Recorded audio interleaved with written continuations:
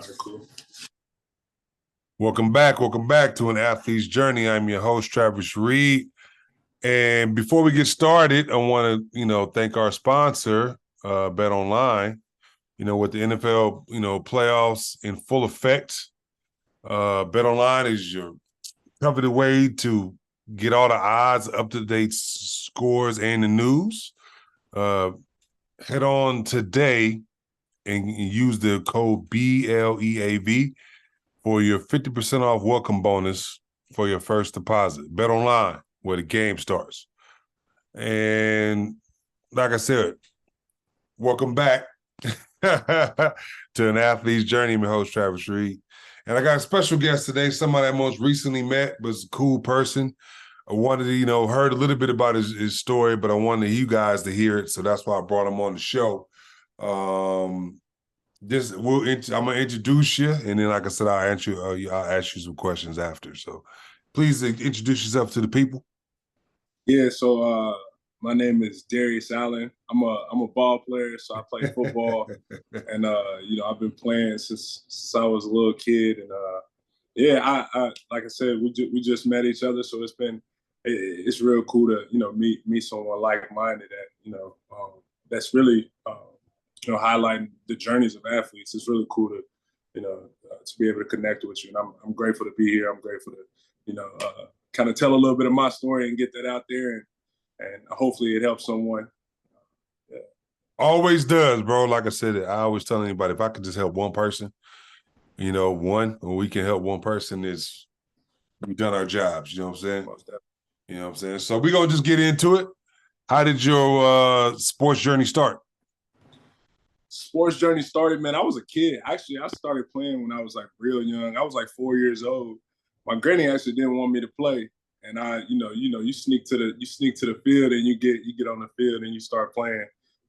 So yeah, I started when I was real young, and I was always really good at football. Football is something like that just came natural. So when I was about 4 years old, I started playing with like the 6 and 7 year olds, like grasshopper leagues, and then over time, I joined the team, and I got better and better. And I was like one of the best players in the city at the time. Like when I was younger, I mean that's probably everyone's story that yeah, I was, but yeah, no, I was real good, and and it went good actually.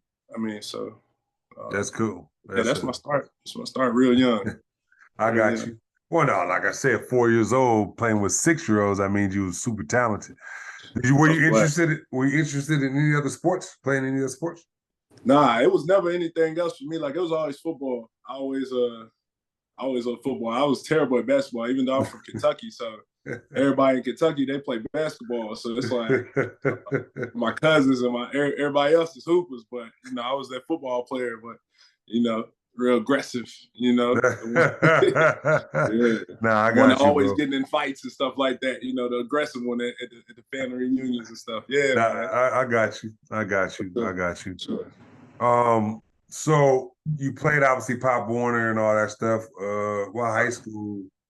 Were you was you attending? And what high school were you attending? And what made you go to the high school? So high school, it's kind of odd the way everything happened and going into high school and stuff like that. Like I'm from Kentucky, so my I'm from I guess a rough area, you would say, in Kentucky, and coming up, like I was by eighth, seventh, eighth grade, I was already kind of running with the guys, what I'm saying, in my neighborhood, kind of doing all the things on the side, getting into the wrong things and stuff like that. So by the time I made it to ninth grade, I went to a school called Bryan Station High School in Lexington, Kentucky, and yeah, so when I started actually ninth grade, I tried out for the team. I tried out for basketball team too, but I didn't make the basketball team. I only played football. So, so I tried out. I played on the freshman team, and I remember going. Only game I remember that I actually went to, because Kentucky is kind of like it was a lot of like racial things going on in the area and stuff like that when I was growing up. Mm-hmm. And I remember a game I went up to Montgomery County, and we played, and I got hurt my freshman year. And after I got hurt that game, I left the field, and like I never touched the field again in Kentucky. So I just stopped playing football altogether after my freshman year. And then my junior year, I ended up dropping out of school actually in my junior year of high school. And then everything kind of was going everywhere. I ended up in the court. I was doing a lot of things, and then I had an aunt and uncle that lived in Colorado, and they actually called me up when I was going through some stuff, and they offered me to come to Colorado and to play football again. And so when they asked me, I was like, I didn't even know what Colorado was. So it's like I never left Kentucky. You know what I'm saying? So when I got there, I ended up moving when I was a junior, when I was about 16. I moved to Colorado, and then I went to school in Colorado. So my last 2 years of high school was played at Pueblo East in Colorado. Okay. Yeah. Well, I mean, hey, you know what I'm saying? Like you got a second chance. A lot of us don't be getting that, you know what I'm saying? So for myself, it was 3, 4, 5 chances because I went to 3 different high schools. So yeah, you know, when pops and moms divorced, you know, shit, you know, we had moved different schools, different situations, you know, that shit. Sure. Yeah, you know what I'm saying? So, all right. Now, obviously, you go to Colorado, you're playing there your junior and senior year. Were you successful, or was it like a rough time, you know, getting back in So when I first got to Colorado, that's a good question. Like when I first got to Colorado, I was like fresh off like being in the streets, you know, with you know what I mean? Like, and so, you know, I was doing all the wrong things, you know what I mean? And then so I got there and I wasn't really I mean, I knew I was gonna play football right away. I had a cousin who actually was in school. He was going to a school up north, like in northern Colorado, and he was playing football up there, and he was transferring to a college like that was right beside my high school. And so when I got to Pueblo East, like I remember first day I got to practice at football, like for football practice, they had me running a mile in football pads. So I'm running a mile in football. I'm about passed out after like three laps. I'm about to pass. I'm like, oh no, nah, this ain't it. Right. Yeah, but so after that, you know, I ended up actually having to, because I actually had a 0.7 GPA. Now this ain't a good thing or anything like that, but I had a 0.7 GPA coming into Colorado because I dropped out of school. Like I was going to alternative school. I didn't really care. You know what I'm saying? It was just, I was getting out of school at 12 o'clock and just like going and doing my own thing. You know what I mean? So when I got there, like everything was I had terrible grades. And so when I got onto the team, they made me sit for 6 games before I could even play my first game. Then my first game back in high school was in front of like 15,000 people. It was like, you know how they have the rivalry games in the city? Yeah. It was a huge rivalry game in the city, and it was like 15,000 people in the stands. It was like, I remember fumbling on my first game. Like I played running back and defensive end. I remember getting the ball. Coach called the same play. I fumbled in you know, in prime time. Everybody's watching, and they thought I was gonna be the savior. You know what I mean? Oh, this kid's coming from Kentucky. He's gonna be really good. You know, so. But yeah, that was my first experience, and then you know I ended up finishing my junior year and going into my senior year in Colorado. I played that full season. Did really, really good my senior year. Actually, I played both defense and offense, and we went to the playoffs. Had like a game-winning playoff touchdown. It was really cool. And after that, I actually graduated December because I dropped out of school when I was moving. So December, I had to graduate a semester early because I was already done. So December of 2010, I graduated, and then then I ended up going to college right up the road. Okay, that's so okay. So that's I was wondering, like, how did you get from dropping out to college? You know what I'm saying? After you was at Colorado, so what college do you go to? I went to Colorado State Pueblo. Okay. Division II school in Pueblo, Colorado. Okay. And what do you remember about your first year in college? First year in college, I played with my big cousin. So my older cousin, actually, he was a senior my freshman year. And I remember my first year of college was it was a humbling experience. We had a really so my first year, the program was a new program. So the program had just started like 4 years prior to me getting there. I get there in college and everybody's like they wanted me to play as a freshman. I remember I had just got off of ankle surgery. Actually, I had a surgery on my ankle, and the coach had come up to me, the D line coach. He was like, "Oh, I want you to play your freshman year." So then I ended up like playing in my freshman year. But I remember it was like a transition for me because the head coach, he was kind of like thinking of me as like a prima donna. So he would get mad at me a lot of times because I was a freshman and I was playing. And like freshmen usually don't, what I'm saying? Freshmen usually redshirt. Right. Majority of the freshmen on the team, they redshirted. So it was me and my roommate were the only ones that didn't redshirt. He was a Okay. running back and I was a defensive end. Okay. And so my coach, I remember there was a couple times my coach was like, he was going to like stop me from traveling. But my first game in college, we went to West Texas and we playing in Amarillo, Texas.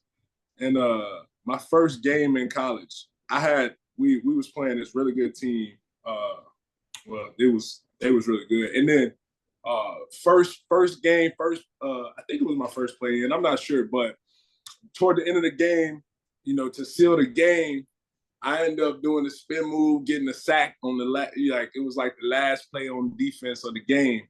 And that was like real cool experience. And then I kind of sat on the bench the rest of the year. but yeah, that was it. We ended up going, I think we went undefeated during the season and we lost in the playoffs. Okay. Okay. What would you say the hardest thing was from high school to college? High school to college, the hardest thing for me was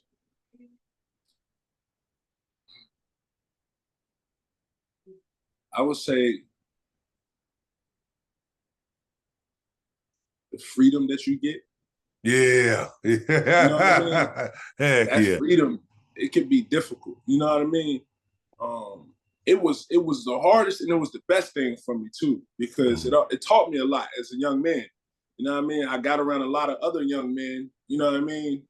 And it taught me a lot. So it was hard for me, but it was also a blessing for me. You know what I mean? Because I learned a lot during that stage. And it was hard because like I'm this young kid. I'm just like fresh off of, a couple years ago, not even being playing football, dropping out of school. Right. And then I'm coming in and I'm on campus, you know what I mean, with a bunch of other kids, and it was difficult really for me at first, doing school and all this stuff and balancing school, balancing football, balancing all that, and then playing my freshman year too. So that was just like but it was cool. It taught me a lot, man. No, I feel you. I feel you. Now, you do all your 4 years at Colorado State? I did. I Okay. played 4 years there, yeah. Okay. So what would you say your greatest triumph was and your greatest failure was in college? My greatest triumph and my greatest failure in college? Yep. My greatest triumph in college, I probably have to say going into my senior year, just because I had never had a surgery. I tore my meniscus in the playoffs my junior year, and my shoulder labrum. And so going into my senior year, it was like speculated, like because I had such a good junior season that they was like, oh, they had me on these lists and all this stuff. I won all these awards and stuff. So okay, it was like question, what is he gonna do? What position is he gonna change? Like, is he gonna switch to linebacker? Because I was like a smaller defensive end at the time. But I would say that's my greatest triumph. It's just coming back from an injury. Yeah. I feel you. I feel you. Greatest failure, and that's a tough one. Greatest failure, man. I would say, man, like I said, that the freedom it could do some like so I would say it's just like getting involved doing like I think my greatest failure, like to be completely honest, was like losing my like taking my eyes off God and who got me into college. Like who brought me out of the situation I was into the situation I, got into. Okay. Um when I so I actually prayed for this to get into college. I was literally on my like I ain't tell that part of like, but I was praying about getting the opportunity to play football again when I had like dropped out of school and all this stuff. And then my auntie called me after like prayer, and I ended up in Colorado, getting through all that, going to college, and so when I got there and all this success happened, I was kind of like, oh, I'm doing my thing. I'm about to go to the NFL.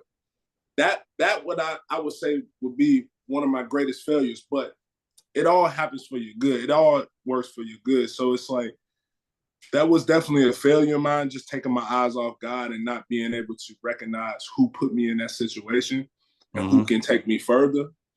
Because that also allowed me to backslide a little bit. You know what I'm saying? To go back down a path that was just like not really going to make it wasn't going to bring me into give me an opportunity in the NFL. Yeah, I got you. So what would you say your biggest lesson you learned in college? And trust God, everything. I think my biggest lesson is don't get so caught up in the hype of college, because as college athletes, most college players going into the pros, man, they all stars of their school. We all superstars. You know what I mean? So if you're going into the pros, it's like don't get caught up in you being so good in college. Like, oh, this is, the women, the everything around you, because that stuff goes away. It's fleeting, right? It goes away. So when that goes away, and when you in that position as a grown man, and you going into the professional, you get into professional sports now, right?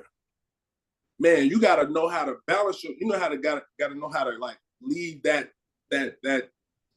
mentality of like, oh yeah, I'm that man, to like coming into, okay, humble yourself and work harder. You know what I mean? To actually provide and be, what I'm saying, for your family, to be able to do this as a profession. That makes a lot of sense, man. That makes a heck of a lot of sense. So you do your 4 years at obviously Colorado State. Now you have some success. So what was the next thing after college?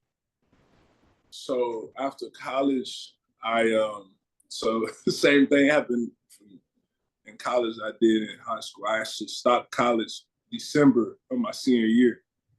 I took like a bunch of summer courses going up into my senior year, so I was really caught up. And then my December of my senior year, I was like, oh, that first semester I just stopped going to college. So I wanted to train to go to the pros. And like I had just won like all these awards, like I said, and I was like, they had me touted, always getting drafted and all these things. And so I go and train. I sign an agent, and I go and train in Carlsbad, California at Exos. And I'm training with all these top guys. Melvin Gordon was coming out that year. Danny Shelton was coming out. There was a bunch of top guys coming out that year, and I was training at Exos. And then I had got it. Like I had a lady. Some stuff happened. We ended up breaking off, and then my agent ended up cutting me off, and then I ended up in Arizona. I'm training in Arizona now, and so my roommate Darren Waller, we was training in Arizona, and then I didn't go into the NFL Combine. I got an offer to go into the NFL Combine my junior season. They called me. I was in my house my junior year in my apartment. They called me like, yeah, we want to invite you to the NFL Combine. I'm like, I'm a junior in the D2 school. I can't drop out of, you know what I'm saying? I'm not about to drop out of school. You know what I mean? So, yeah. And declare for the draft. And so my senior year, I won all the same awards plus more. This kind of something I always But then I dropped out of school. I mean, not dropped out. Then I stopped after my senior year. They didn't call me to go to the NFL Combine. And so I'm training with the guys, and they all go to the NFL Combine. And I'm just sitting in the gym. I remember looking at the TV and watching all the guys that I'm training with at the NFL Combine. And I'm just sitting there like, man. And then so it's the reason I'm kind of prolonged, because this is kind of like the meat of what happened when I left college. And then like I come back in March to Colorado from Arizona, and then I was kind of like I was going like me and my girl was kind of like we was together and we wasn't together. We was going through some things, and then hey, we all know about that. I lost track. I was losing track of where I was going. You know what I'm saying? What was being given to me. You know what I mean? I'm headed to the pros. I got all this stuff. So April hits. I did my combine at Colorado State Fort Collins, and Larry Foote had flew out, and he's working me out one-on-one, and I'm doing my stuff. And then April, I get an official visit to Arizona with the Cardinals, and to Indianapolis with the Colts. And when I go to Indianapolis, it was like a crazy experience actually. But I keep it 100. So I went to Indianapolis. I'm in the room with the linebacker coach, and the linebacker coach is like, oh, he pulls up my Twitter.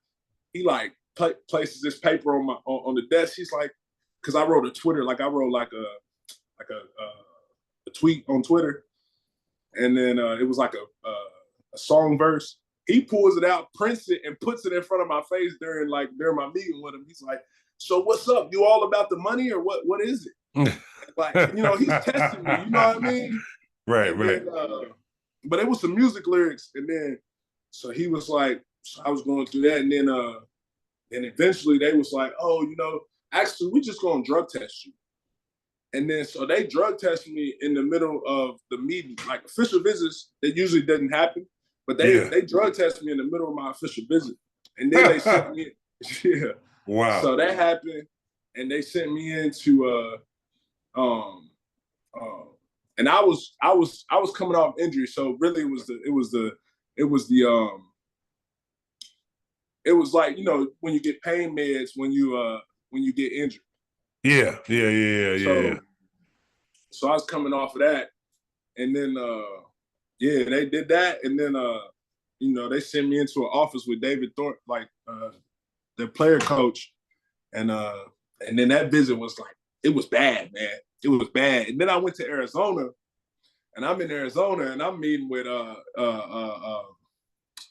GM. I'm meeting with the GM and the owner of the team, and I'm in the office with him, and they got this linebacker on their team at the time, and he had been going through some things, and he had got cut because he couldn't stop like smoking weed at the time. He couldn't stop smoking weed, and they was like, yeah, he's leaving $15 million on the table because he don't want to stop doing this. And they was looking at me because I had an instance in college with that, and then they was like with smoking weed. And then they was like, oh, so is this going to be a problem for you? And I'm looking at them. I'm like, nah, it ain't no problem. Hindsight thinking, you know what I'm saying? I was kind of cocky. You know what I'm saying? You sitting here with the owner and the GM of the team, you know what I mean? Bruce Arians actually was the head coach. Oh, so yeah, you was there with it. Yeah. Bruce Arians, and you know what I mean? So I'm sitting in there and I'm talking to them like, oh, like they my friends. Like, you know what I'm saying? Like, yeah, nah, it ain't no problem. Like, it ain't even no big deal. You know what I mean? Right. Smoking, like what? Smoking some weed, that ain't nothing. And so I leave there, and then I go into a meeting with Larry Foote, because Larry Foote the one that vouched for me, because he worked me out. And Larry Foote, he's like the Pittsburgh linebacker guy. You know what I'm saying? He vouched for me, and he bring me into his office. He's like, man, what did you do in there? You know what I'm saying? Like, why you know what I'm saying? What you doing? He was like, and I didn't even really know what was going on, because I wasn't there. I was just like, whatever. You know what I mean? Okay. So I left that, and they was disappointed basically too. So both of my official visits, they disappointed. I get into draft time, and I'm sitting in my living room in my aunt's house, and the draft going on. I'm like, man, I'm thinking I'm gonna get drafted I'm thinking 5th to 7th. You know what I mean? Yeah, I'm thinking of I'm going course. 5th to 7th. And then third day comes, and I'm sitting in my aunt's house, and I didn't get no call. Actually, I got a couple calls. Actually, Minnesota called me, Tennessee called me. It was one other team that called me. I can't remember, but during the draft, they was like, "Oh yeah, we're thinking about taking you." Same thing, that little cocky attitude on the phone. And then they didn't go with me. Then I got a call after the draft. My agent called me. He's like, "Oh, we got 2 options. You can go to Baltimore, or you can go to Arizona." And I'm like, "Oh yeah, give me a second. Let me talk to my family real quick." I hung up the phone. Like, hey, I was like, give me a second. I'm gonna talk to my agent. So I'm gonna talk to my family. Hang up the phone with him. Start talking to my family, like, where should I go? I'm in Colorado. Obviously, you go to Arizona, bro. You know what I mean? Like, everybody. So I'm like, all right, let me call him back. I call him back. It's probably like 5 minutes.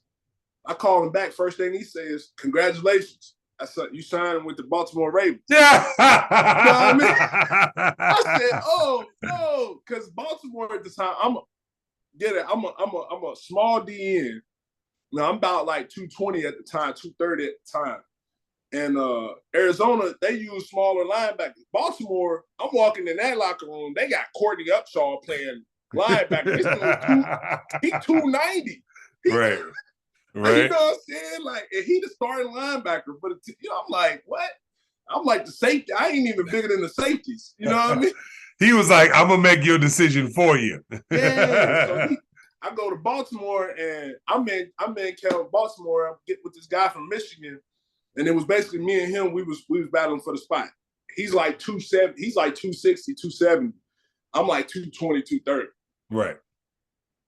So it wasn't even really a matter of like talent, although I did mess up. So I'm in camp in Baltimore, and we doing punt drill.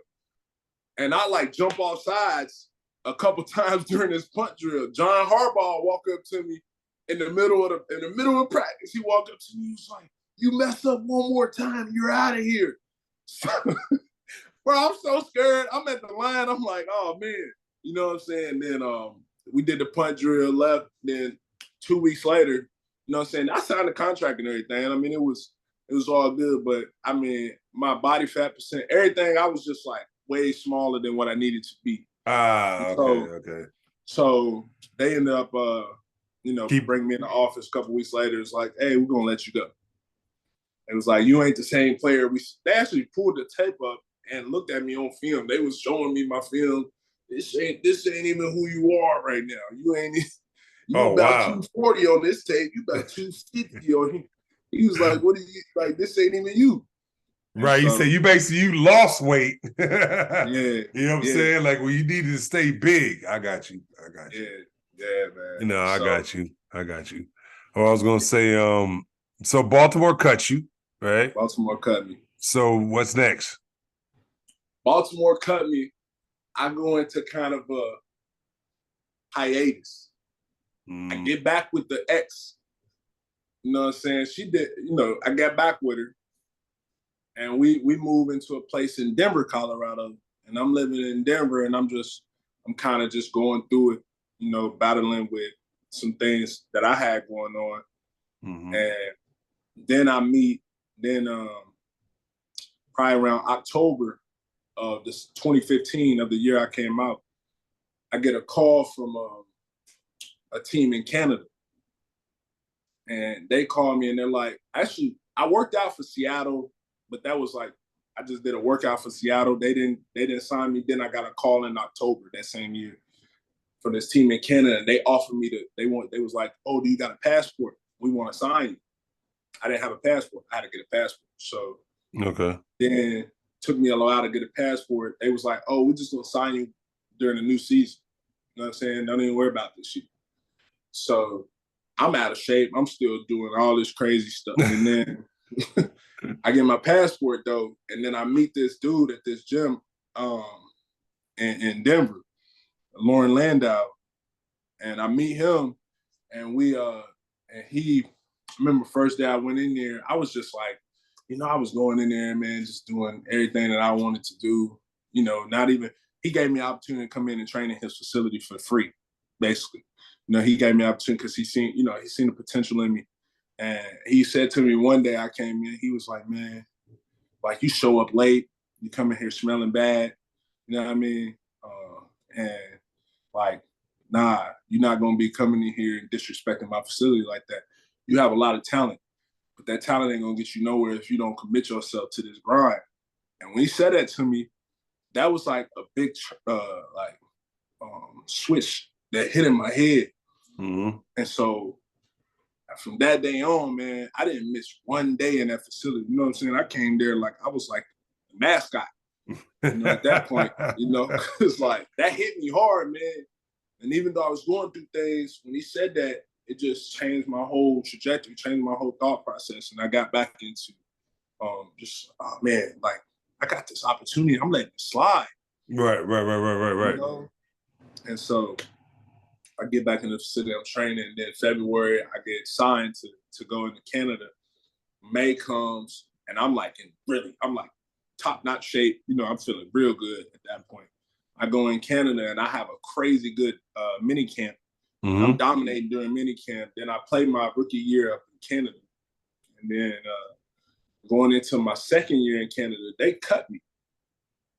Which is just like, I don't even know what happened. Because I thought I was starting my second year. I thought I was going to come in and start. Yeah. To go back into the NFL. You know what I mean? Mm-hmm. They cut me. I'm like, whoa. I get a job in Pueblo. You know what I'm saying? Now I'm getting a job, and like a regular job. And I'm like, I didn't know what was going to happen. Right. And then, so their season's from June to November. Mm-hmm. So when they cut me in May. They sent me an email and cut me in May. I'm sitting until July. Then I get a call from a team. They bring me out. Saskatchewan brings me out to their team in Canada. And I'm with them for a week and a half during the bye week. I came in there. They had a bye week. They cut me after the bye week because somebody got hurt during the bye week. And they needed a defensive back. So they just brought you in just for a 1 week body? They brought me in and cut me in a week.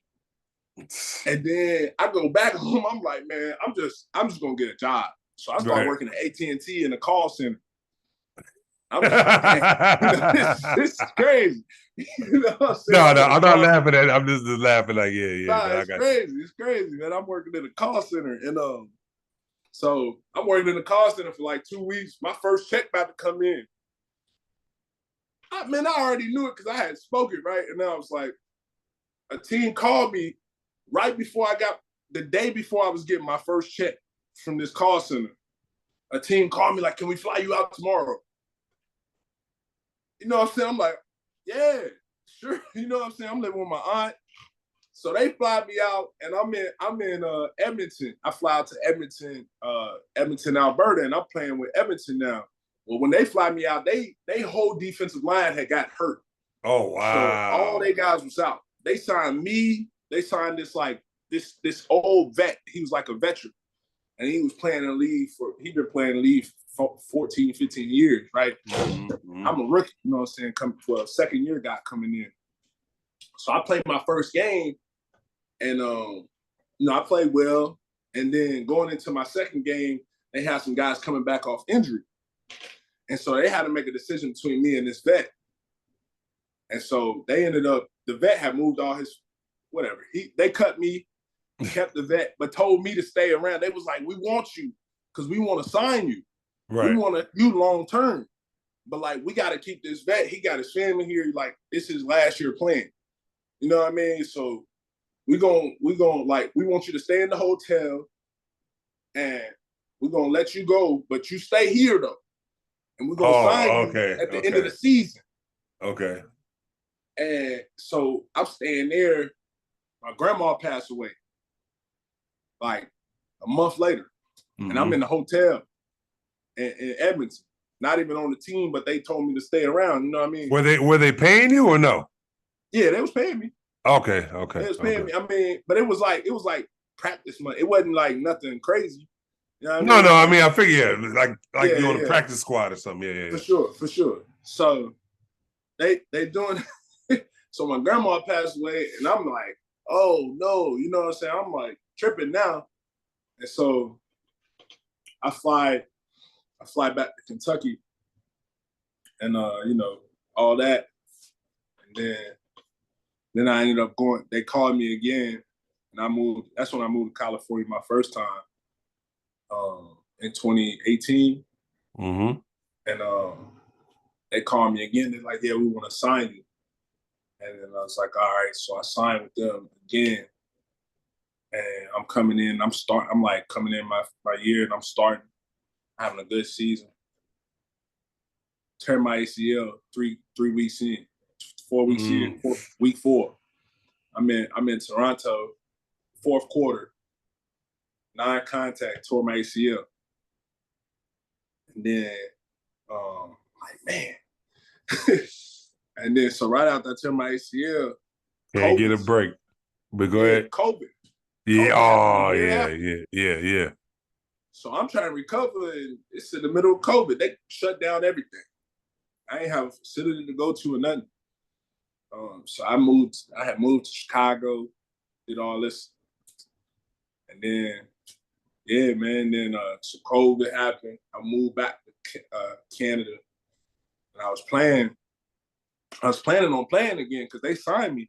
I was still signed to a team in BC actually, because I came back, but then it was like, yeah, it all just like kind of tanked. They cut me, and then I was training in California, and then now we here.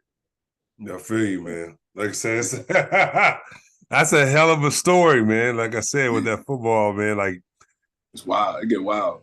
hell yeah. I would tell people, anybody who's like I said, everybody who's listening, like overseas contracts are the hardest contracts to deal with. You know what I'm saying? I'm pretty sure it's the same in football as it is in basketball. Basketball, man, teams assign for you a 1-year deal. Sometimes they will just cut you if you're not playing up to stuff in December, or they'll cut you a month in. They'll cut you, and they'll be like, "Oh, we ain't paying you. We don't got it. Because you be thinking like, all right, you signed me for the year, pay me the rest of my money. Nah, you just getting the money that you just got." And sometimes, I went to a team where they were just like, at the end of the year, they was like, "We don't got it." You know what I'm saying? Just straight up, just not. Straight up, like, we don't got it. What you gonna That's do? wild. Go home? You know what I'm saying? It's like the end of the year. So like, I'm like, it's like, just be patient with the money. It's gonna come in. It's gonna come in. Like the sponsor's gonna give us the money. I'm like, dude, this is, like I need, Yeah. I sent the money home, bro. I need money. You know what It's I'm my saying? livelihood. You know It's what my I mean? livelihood. So I remember the owner at the time, he had, he had a little bit of money. So what he did, he paid me and the other American under the table. So like he paid us not our salary, but let's just say half our salary, right? Like just straight cash. You know what I'm Wow. saying? He had somebody deliver it to us in an envelope, and Cash. like cash, like whatever it was, and then like gave him his money cash. And like, all right, y'all can live off this for a month until we get this. He actually, went to his own bank account and did that. Yeah, he didn't pay the European dudes nothing, but he Yeah, paid yeah. us. You know what I'm saying? I'm like, look, because I was like, look, bro, I'll send some of my money back and I'll go home. Like, I ain't tripping. I got most of the money, but sometimes they be like, you ain't gonna finish the season? Hell no, I ain't gonna finish the season without any money. Yeah, like what? Yeah. So that happened. So I get you on that on those contracts, bro. And That's obviously, rough. COVID messed a lot of people up. It messed a lot of people up. You know what I'm saying? With that, you know what I'm saying? Because that was basically essentially a year almost of like, unless you was in NBA, NFL, that's almost a year no hooping or football, whatever. 100%. You know what I'm saying? So okay. Now I would say, based on your experience, of what you're doing right now, how everything has happened so far. What would be your next advice to the next generation of you? So say you had a son that was going through, or trying to go through what you just went through. What would be your best advice for him?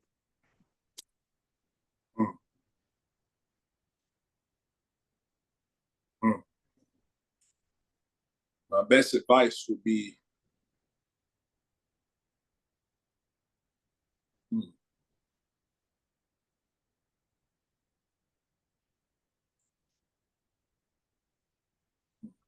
man, I would say realize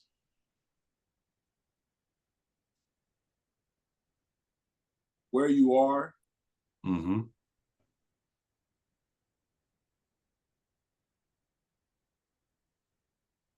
Trust in God Mm-hmm. to bring you through anything because there's nothing he can't do. So with everything, put your trust in him. And I would say, don't make sure that you make relationships along the way. Make just sure that you just don't you cherish those relationships along the way. You know what I mean? Don't miss opportunities to know people and to make friendships, whether it's just acquaintances or whatever. Just make sure you have that. Because this foot the sports world, the professional world is so small. Mm-hmm. You know, Mm-hmm. you don't want to be somebody on the outside. It's always good to be somebody that, because when you getting out of football, you want to have a family. You want to have people that understand you outside of football. You want to have a community. You know what I mean? That understands you outside of the game. That way, it makes it a lot more. It'll help you to transition. Yeah, no, I agree. Yeah. I agree with you 100%. You know, like building relationships while you're in it for what happens after. Hell yeah. That's a heck of a thing. You know what I'm saying? Definitely. All right. What was the best thing about, being in Canada? What's the best thing about being overseas? I ain't gonna say what I want to say, but the best thing about being in Canada, it's beautiful. Canada is, if you haven't been to Canada, Canada is one of the most beautiful places I've ever been. I was in Vancouver. I went to Edmonton. I like hiking and stuff. I like outdoors and stuff. And like they got some beautiful lakes up there, like Joffrey Lakes, Banff, Whistler. It's some beautiful places up there. So I think that's my best thing about being in Canada, and just the diversity.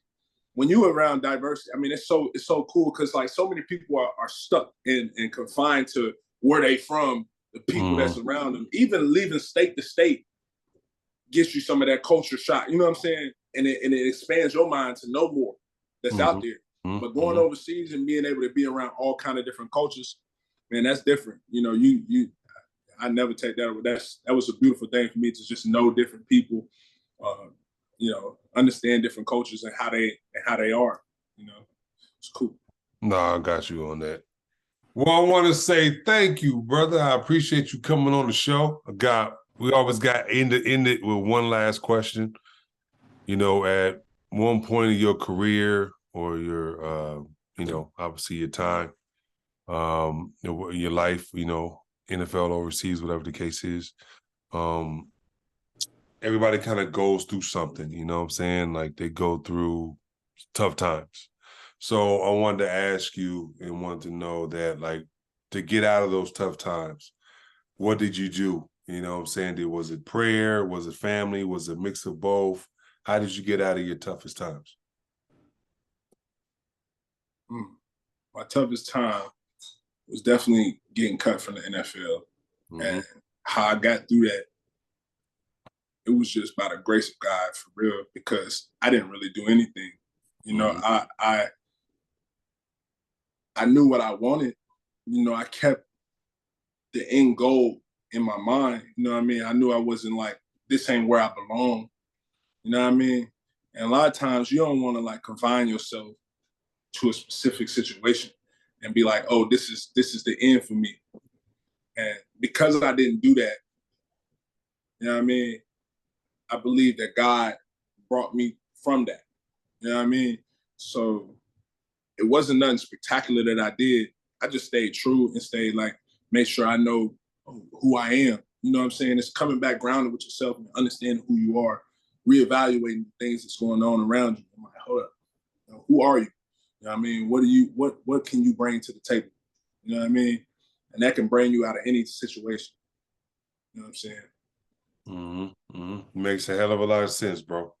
Makes a hell of a lot of sense. That's real talk. You know what I'm saying? So, well, okay. Like I said, thank you for coming on the show. Please let the people know where they can find you, on your social medias and things like that. No doubt. Yeah, I appreciate it. So my social media is I am Darius Allen. I. So yeah, that's my IG, Darius Allen on Facebook. And yeah, follow me, Yeah. No, yeah, we'll put it in the post when we post up on the show. And so you can always follow me at Travis W. Reed. That's REED, Travis W on Instagram and Facebook. Post all my social media on both those pages. Also, for our YouTube fans, YouTube family, they are watching me with the Travis Reed Athlete's Journey merch. Like I said, feel free to hit me up, DM, or message me. Like I said, I'll send you shirts personally. I also got the TR shirts, which is keep growing, keep grinding on that too. So also, like I said, follow me on YouTube as well. I'll post the link, in the description of the show. And subscribe to the show. And like I said, it's it's all the episodes that you get to hear, listen to. You can just watch them now, on YouTube as well. So, like I said, also subscribe to the channel. So, like I said, I want to say thank y'all for coming out. We'll see you next week. Peace. Peace.